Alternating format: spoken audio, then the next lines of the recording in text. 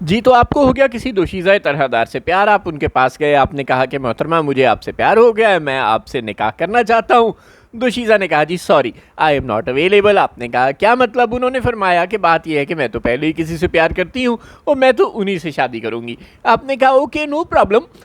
Carry on, لیکن اگر کبھی ایسا ہو کہ وہ آپ سے پیار کرنا بند کر دیں یا آپ کو لگے کہ وہ آپ کے لیے موضوع نہیں ہے تو پھر مجھے کنسیڈر کر لیجیے گا۔ بھائی ایسے تھوڑی ہوتا ہے۔ بسم اللہ الرحمن الرحیم، خواتین حضرات السلام علیکم۔ بات سیدھی اور سادہ سی ہے، مرحلہ بیچ کا نہیں ہوتا، عشق ہوتا ہے یا نہیں ہوتا۔ یہ سیکنڈ آپشن یا سٹپنی، معاف کیجیے گا ذرا نامناسب غیر پارلیمانی سا لفظ ہے لیکن فیکٹس آر فیکٹس، یہ سٹپنی بن کر رہنا تو کوئی مناسب بات نہیں ہے۔ اگر یہ لگ رہا ہے کسی کو کہ اسٹیبلشمنٹ نے پیپلز پارٹی کو دے دی ہے دھمکی کہ اگر تو تم 28ویں ترمیم میں ہمارا ساتھ دو گے، یعنی سیدھا سیدھا یہ کہیں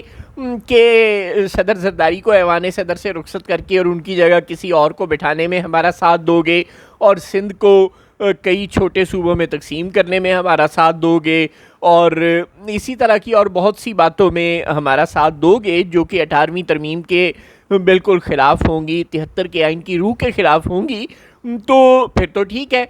لیکن اگر تم ہمارا ساتھ نہیں دو گے تو تمہیں نیب کے کیس بنا کر ڈرایا دھمکایا جائے گا، تمہارے لیڈروں کو بند کر دیا جائے گا، تمہارے ساتھ وہی سلوک ہوگا جو پی ٹی آئی کے لوگوں کے ساتھ ہوتا ہے، اور پھر پی ٹی آئی کو چانس دیا جائے گا کہ وہ نون لیگ کے ساتھ مل کر حکومت بنا لے اور اپنے گناہ معاف کروا لے۔ گویا اگر ایسی سیکنڈ آپشن بننا پی ٹی آئی پسند کر رہی ہے تو بڑے افسوس کی بات ہے۔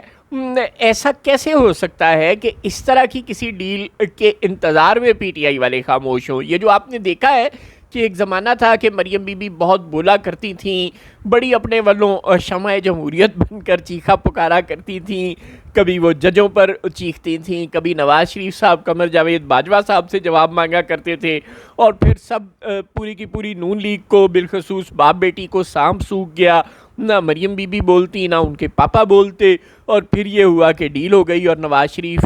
ملک سے باہر بھی چلے گئے، اور پھر بات یہاں رکی نہیں، شہباز شریف کی زیر سرپرستی پی ڈی ایم کی حکومت بنوا دی گئی وغیرہ وغیرہ، باقی rest of is the history.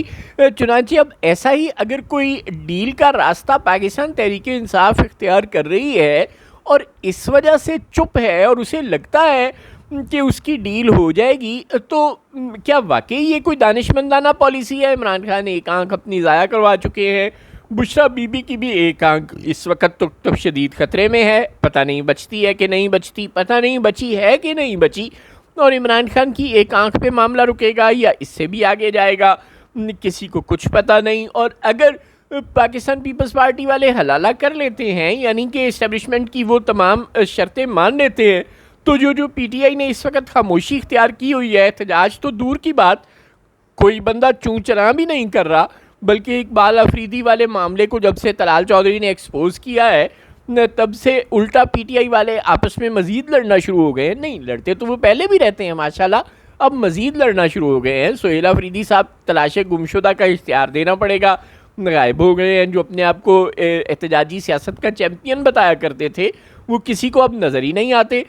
اسی طرح باقی تمام جو غادری اس وقت غائب ہیں، کبھی محمود اچکزئی اور ناصر عباس اور پی ٹی آئی کے درمیان اختلافات کی خبریں آتی ہیں، تو یہ جو کچھ ہو رہا ہے یہ عمران خان، بشریٰ بی بی اور ان تمام قید لوگوں، ڈاکٹر یاسمین راشد، شاہ محمود قریشی، ان سب لوگوں کے لیے جو سالوں سے قربانیاں دے رہے ہیں پابند سلاسل ہیں، اور وہ نامعلوم گمنام کارکن جن کی تعداد سینکڑوں میں ہے، جو کوئی ملٹری ٹرائل کا سامنا کر رہے ہیں، کوئی سول عدالتوں میں ٹرائلز کا سامنا کر رہے ہیں، ان سب کے لیے یہ کافی زیادہ افسوس کی بات ہے۔ پوری قوم کے لیے تو خیر ہے ہی ہے۔